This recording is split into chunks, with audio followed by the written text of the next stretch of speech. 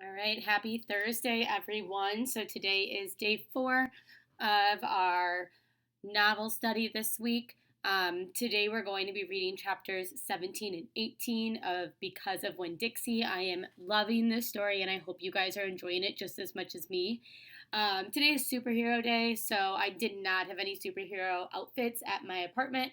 So what I did decide to wear was a Chiefs shirt since they were the Super Bowl winners. So I have on my Chiefs shirt. Hopefully you guys have some better costumes on today for superhero day, and that you guys are enjoying dressing up for all of these days as much as I am. So today we're going to be working on character change. So if you look up on the screen, you can see right here, our goal is Kipsters will be able to identify or describe how a character changes and what causes the change.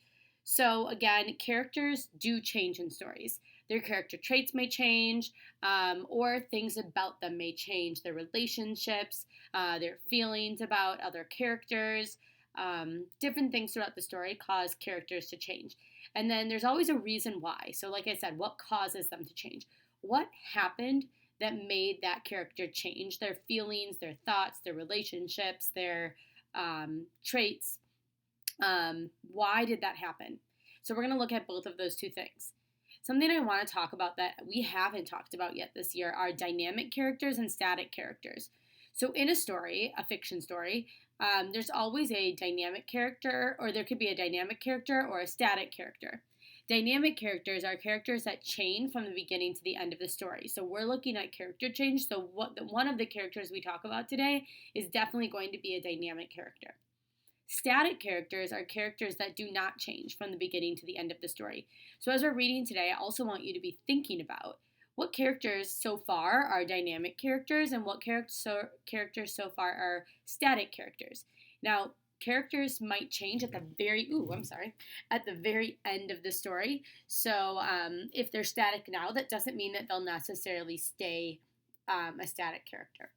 So now we're going to look for how would we determine character change. So we're going to look at our steps. Step 1. While we're reading today, I want you to pay attention to the character's thoughts, words, and actions in the text. Specifically, let's start with Opal. I want us to think about Opal's thoughts, words, and actions.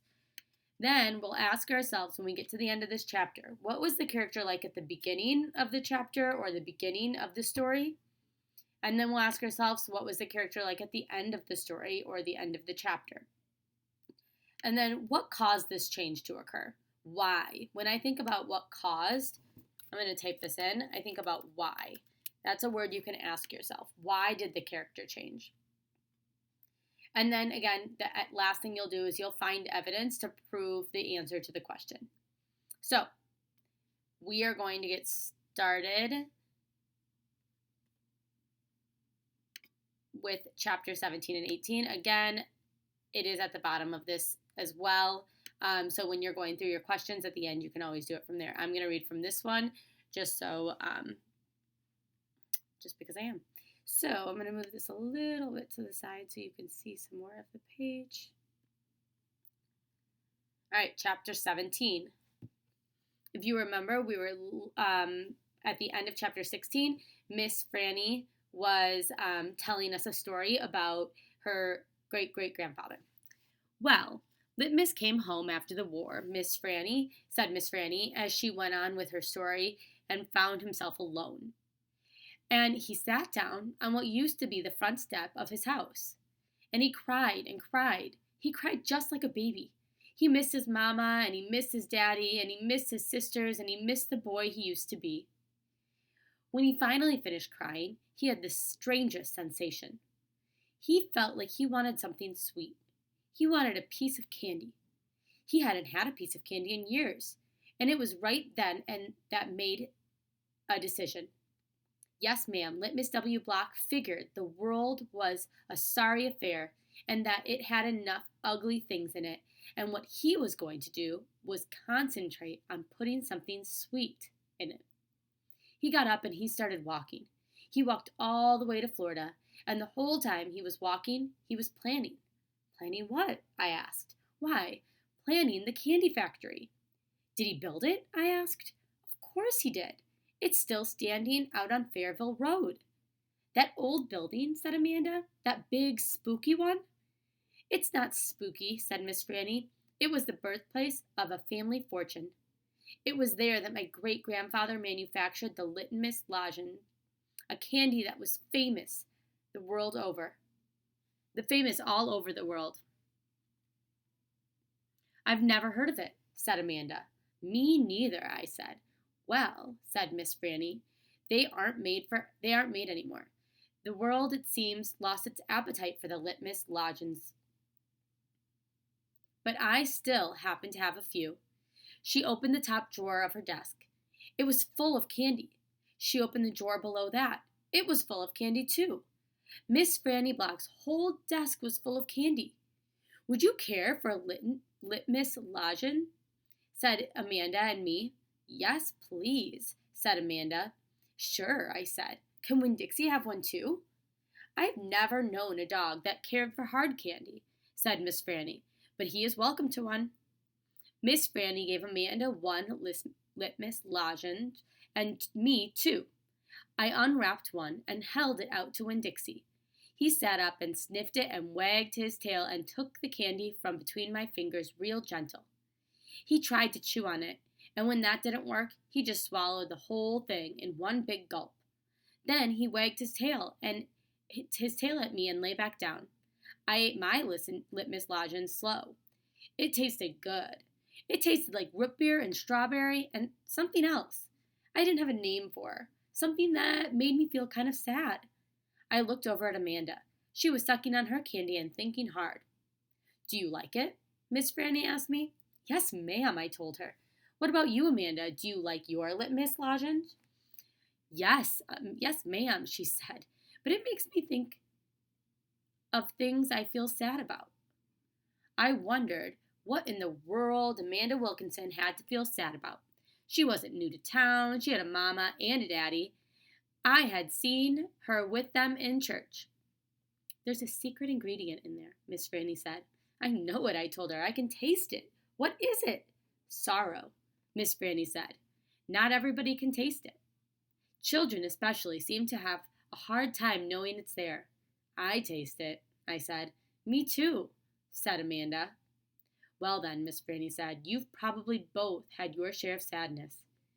I had to move away from Whately and leave all my friends, I said. That is one sadness I've had. And Dunlap and Stevie Dewberry are always picking on me. That's another sadness. And the biggest one, my biggest sadness, is that my mama left me when I was still small. And I can hardly remember her. I keep hoping I'll get to meet her and tell her some stories.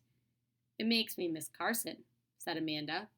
She sounded like she was going to cry. I have to go. She got up and almost ran out of the Herman W. Block Memorial Library. Who's Carson? I asked Miss Franny. She shook her head. Sorrow, she said. It is a sorrow-filled world. But how do you know that in a piece of candy? I asked her. How do you get that taste in there? That's the secret, she said. That's why Litmus made a fortune. He manufactured a piece of candy that tasted sweet and sad at the same time. Can I have a piece to take to my friend Gloria Dump, and another one to take to Otis down at Gertrude's Pets, and one for the preacher and one for Sweetie Pie, too? You may have as many as you want, said Miss Franny. So I stuffed my pockets full of litmus lozenges, and I thanked Miss Franny for her story, and I checked out Gone with the Wind, which was a very big book, and I told Winn-Dixie to get up, and the two of us left and went over to Gloria Dump's. I rode right past the Dewberry's house. Dunlap and Stevie were playing football in the front yard, and I was just getting ready to stick my tongue out at them. But then I thought about what Miss Franny said, about war being hell, and I thought about what Gloria Dump said, about not judging them too hard. And so I just waved instead. They stood and stared at me. But when I was almost all the way past, I saw Dunlap put his hand in the air and wave back. Hey, he hollered. Hey, Opal. I waved harder. I thought about Amanda Wilkinson and how it was neat that she liked the story the same as I did. And I wondered again, who was Carson? Pause there. We are going to go back to our document and we're going to think a little bit about some character change here. So,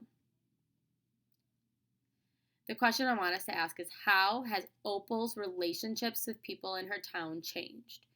So I want us to think about this, not necessarily just from chapter 17, but from throughout the entire story. So we're not going to be able to go back and find evidence in chapter 17. I want us to think through what we remember from the story right now. So I'm thinking about Opal's thoughts, words, and actions. And I'm thinking back to the beginning. I'm going to look at my book, back to chapter, I think it was chapter 3, where she's talking to her dog about what they have in common. And I'm going to find it really quickly, and it says, yep, right here. I don't even have any friends because I had to leave them all behind when we moved here from Whately. Whately's up north in Florida. Have you ever been to Florida? So right there, Opal doesn't have any friends. Now I'm thinking about her in the story at this time, and I can think about several people that she's already friends with. So right here, I'm going to say this. Down here, it says, in the beginning of the book, Opal did not have friends in town. In the text, it says, I don't have any friends because I have to leave them all behind when we moved here from Whately. That was in chapter 3. So now, these are over the course of several different chapters. So that's not true anymore. Opal now has a lot of friends. So I put now, Opal has met several friends in town. She has friends with Franny, Gloria Dump, Otis, and Sweetie.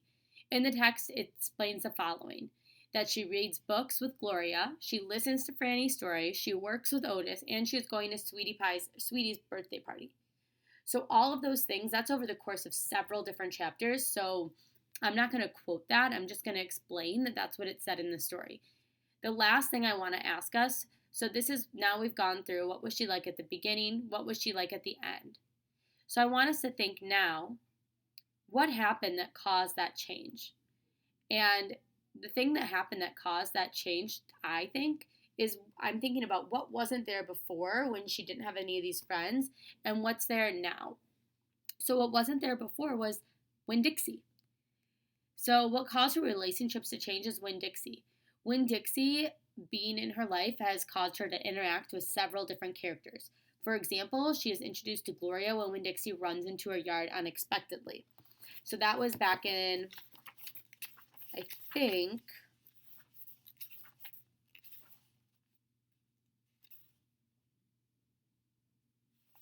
it might have been chapter 7.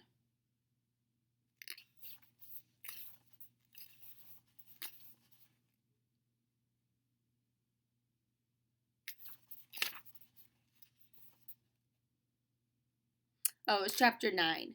So in chapter 9, she runs into Winn-Dixie's house or into Gloria Dump's place, and that's how she gets to know her. So just all these different things that Winn-Dixie does is how she becomes friends with all these people. So that's what caused her relationships with the people in town to change, is Winn-Dixie. And so then I had evidence to support that from the different chapters. So this one I would put chapter 9. So as we're continuing to read, and you might have noticed it at the end of the chapter that we just read, you'll notice that some other things about Opal and about different characters start to change. So the one that you're going to be looking at today is how does Opal's relationship with the Dewberry Boys change at the end of the chapter. So we're going to continue to read, but you might have already kind of started to see the change happening in the end of the last chapter. And again, when you're done, you're going to answer it just like I did. So you're going to talk about what happened in the beginning, what happened at the end, and then what caused their relationship to change. Why did it change? So we're going to go to chapter 18 now. All right, here we go. Chapter 18. When we got to Gloria Dump's, I told her I had 2 surprises for her and asked which one she wanted first, the small one or the big one. The small one, said Gloria. I handed her a litmus lozenge, and she moved it around in her hands, feeling it. Candy? She said. Yes, ma'am, I told her. It's a litmus lozenge. Oh, Lord, yes, I remember these candies. My daddy used to eat them.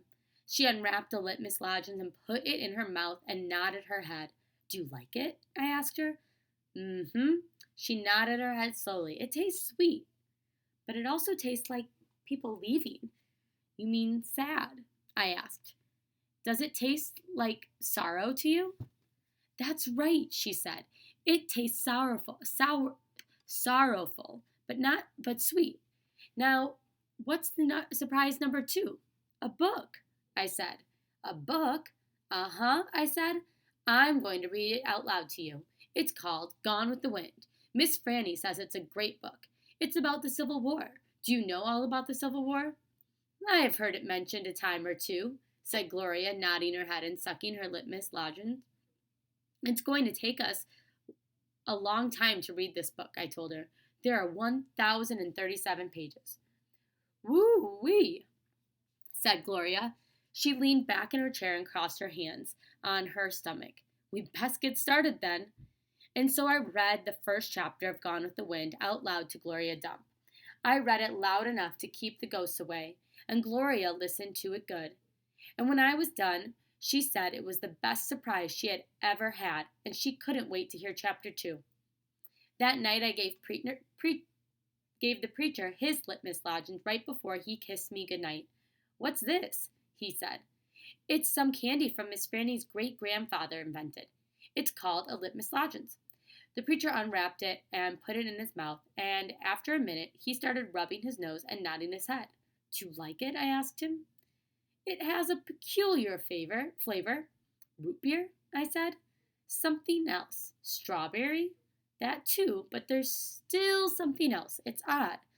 I could see the preacher getting further and further away.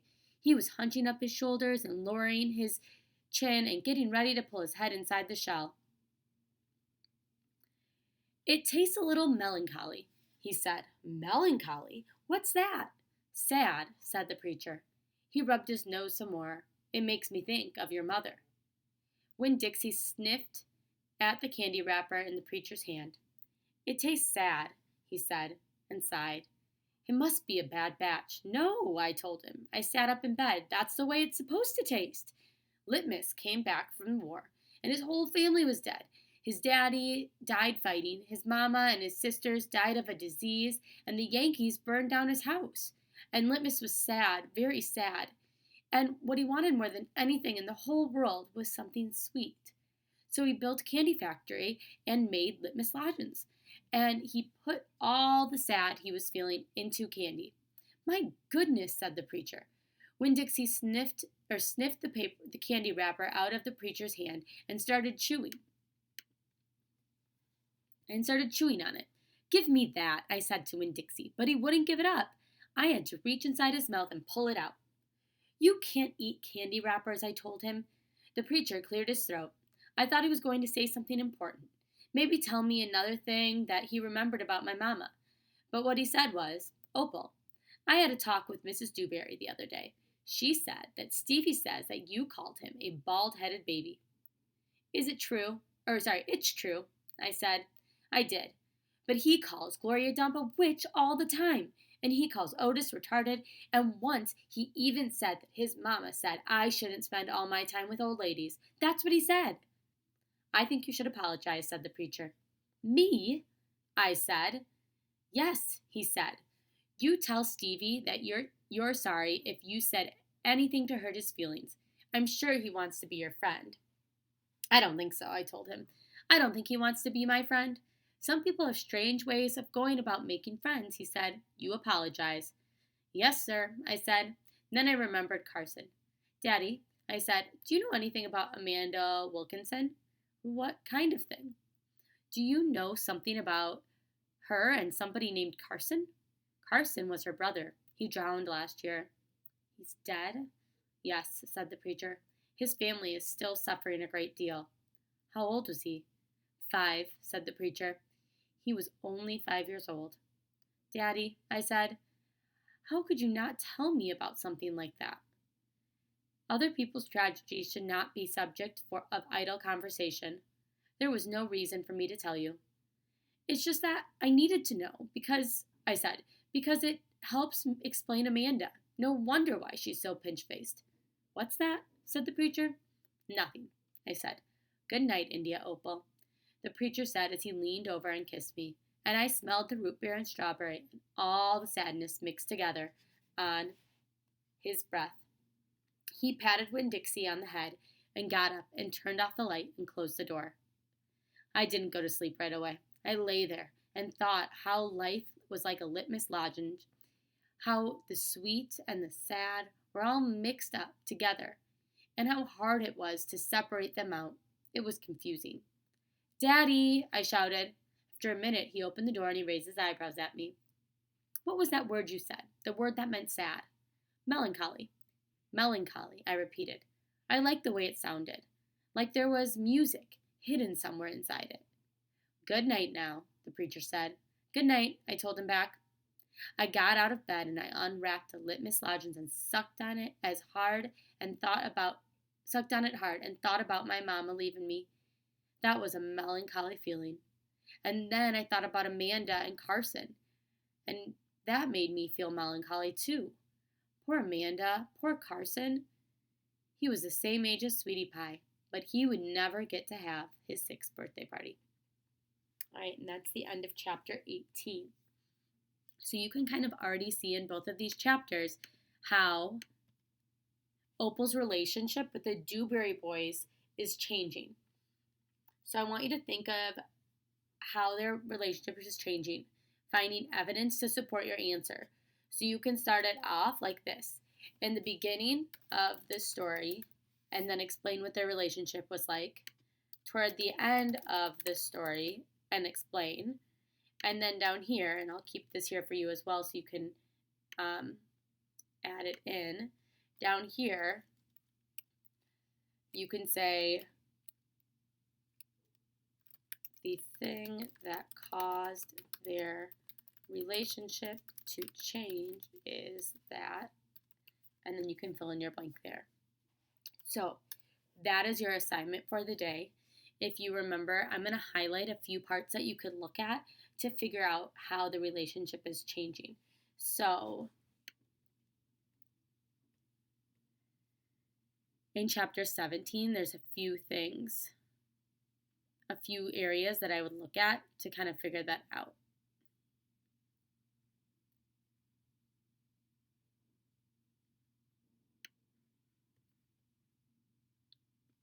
So right here I would look.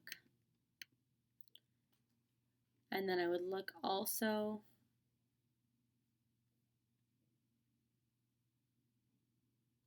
right in here.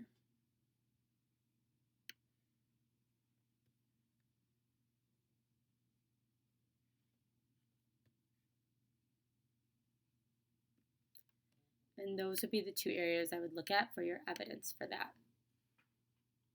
All right. And then, and I'm sorry. So I was thinking this. So for the beginning of it, you might just have to explain it since you don't have those chapters right in front of you. You don't need to have an exact piece of text evidence. You could just explain what their relationship was like in the beginning of the story. All right. I'm excited to see how you guys do on this. Tomorrow is our last day of Spirit Week. And it is, I think it's supposed to be like snuggle up or something like that. So it's all like your comfy clothes. So I'm excited to see pictures of that tomorrow. Have a great night. And when you are done with this, you can work on Lexia. See you tomorrow.